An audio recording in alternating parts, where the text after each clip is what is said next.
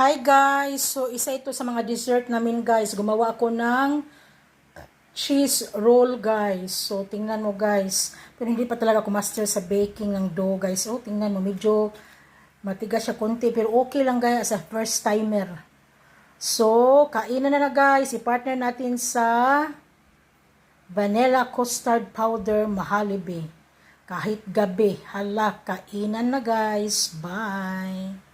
Guys, I make vanilla custard powder Mohalibi with cinnamon powder as topping.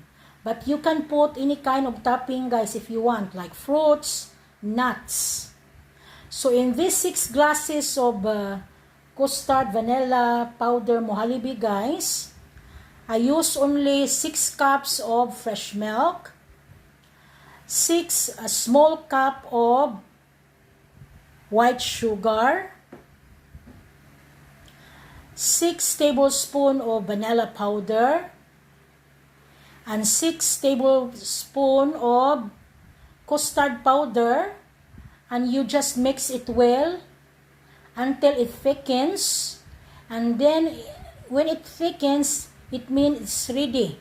So you just pour it in the glass or any kind of container you want. So this is it guys.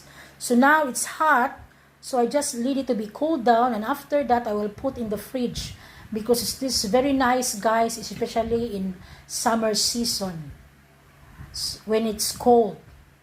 So you can try this at home guys. So bye.